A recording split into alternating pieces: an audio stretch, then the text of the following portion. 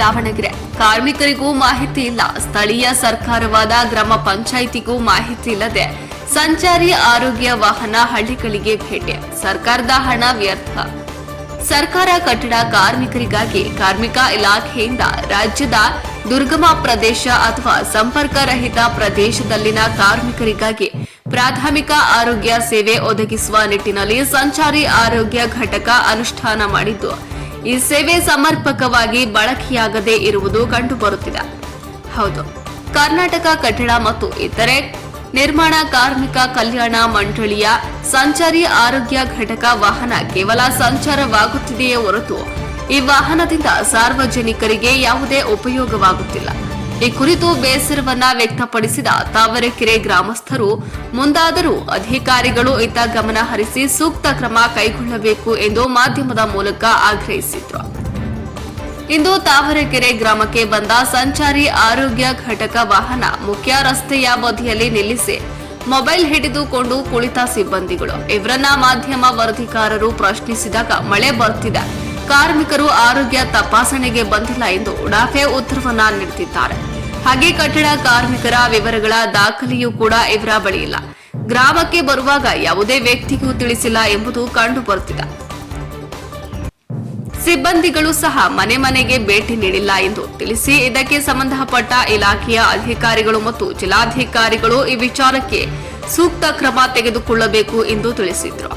ವರದಿ ದೇವರಾಜ್ ಕೆ ನೆಲ್ಲಿಹಂಕಲು. ಸಂಚಾರಿ ಆರೋಗ್ಯ ಘಟಕ ಅನ್ನೋ ಒಂದು ವಾಹನ ಕಳೆದ ಬಾರಿ ಒಂದು ತಿಂಗಳ ಹಿಂದೆ ಬಂದಿತ್ತು. ಇಲ್ಲಿಗೆ ತಾವರೆಕೆರೆ ಗ್ರಾಮಕ್ಕೆ ಬಂದಿತ್ತು. ಯಾವುದೇ ಮುನ್ಸೂಚನೆ ಇಲ್ಲದೇನೆ, ಏನು ಯಾರಿಗೂ ಮಾಹಿತಿನೂ ಕೊಡದೇನೆ ನಾವು ಲೇಬರ್ ಕಾರ್ಡ್ ಇರೋರಿಗೆ ಆರೋಗ್ಯ ತಪಾಸಣೆ ಮಾಡ್ತೀವಿ, ಅವ್ರಿಗೆ ನಾವು ಫ್ರೀ ಮೆಡಿಸಿನ್ ಕೊಡ್ತೀವಿ ಅಂತ ಈಗ ಹೇಳ್ತಿದ್ದಾರೆ ವಿನಃ ಲಾಸ್ಟ್ ಟೈಮ್ ಬಂದಾಗ ಒಂದು ತಿಂಗಳ ಹಿಂದೆ ಸುಮ್ಮನೆ ಬಂದರು, ಯಥಾಸ್ಥಿತಿ ಈ ಗಾಡಿ ಎಲ್ಲಿ ನಿಂತಿದೆಯೋ ಅಲ್ಲೇ ನಿಂತಿತ್ತು. ಯಾವುದೇ ಒಂದು ಮಾಹಿತಿ ಇಲ್ಲ, ಯಾವುದೇ ಒಂದು ಜಾಹೀರಾತು ಇಲ್ಲ. ಈ ರೀತಿ ಬಂದು ಸುಮ್ಮನೆ ಇವತ್ತು ಕೂಡ ಅದನ್ನೇ ಮಾಡಿದ್ದಾರೆ. ಸುಮ್ಮನೆ ಲಾಸ್ಟ್ ಟೈಮ್ ಬಂದಾಗ ಈ ಸರಿನೂ ಬಂದಿದ್ದಾರೆ, ಗಾಡಿ ನಿಲ್ಲಿಸಿದ್ದಾರೆ, ಯಾರಿಗೂ ಮಾಹಿತಿ ಇಲ್ಲ, ಒಂದು ಜಾಹೀರಾತು ಇಲ್ಲ, ಯಾರಿಗೂ ಕಾಂಟ್ಯಾಕ್ಟ್ ಮಾಡಿರೋಂಥ ಇಲ್ಲ. ಮಾಧ್ಯಮದವರು ಬಂದು ಏನಕ್ಕೆ ಬಂದಿದ್ದೀರಿ, ನಿಮ್ಮ ವಿಚಾರ ಏನು, ನೀವೇನಕ್ಕೆ ಬಂದಿದ್ದೀರಿ, ಯಾರಿಗೆ ಮಾಹಿತಿ ಕೊಟ್ಟಿದ್ದೀರಿ, ನಿಮ್ಮ ಕಾರ್ಯ ಏನು ಅಂತ ಕೇಳಿದಾಗ ಈಗ ಅನೌನ್ಸ್ಮೆಂಟಿಗೆ ಇವರು ಮೈಕನ್ನು ಆನ್ ಮಾಡ್ತಾರೆ. ಯಾವುದೇ ರೀತಿಯಿಂದ ಇಲ್ಲಿ ಯಾರಿಗೂ ಮಾಹಿತಿ ಕೊಟ್ಟಿಲ್ಲ, ಯಾರಿಗೂ ಆರೋಗ್ಯ ತಪಾಸಣೆ ಮಾಡಿಲ್ಲ.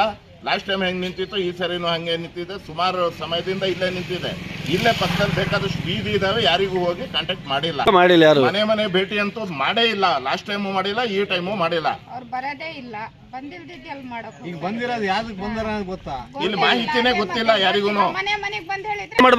ಇಲ್ಲಿಗೆ ಇದಕ್ಕೆ ಸಂಬಂಧ ಈ ಸಂಚಾರಿ ಆರೋಗ್ಯ ಘಟಕ ಏನಿದೆ ಇದಕ್ಕೆ ಸಂಬಂಧಪಟ್ಟಂತ ತಾಲೂಕ್ ಲೆವೆಲ್ ಮತ್ತು ಜಿಲ್ಲಾ ಲೆವೆಲ್ ಅಧಿಕಾರಿಗಳು ಇದ್ರ ಬಗ್ಗೆ ತೀವ್ರ ನಿಗಾ ವಹಿಸಬೇಕು.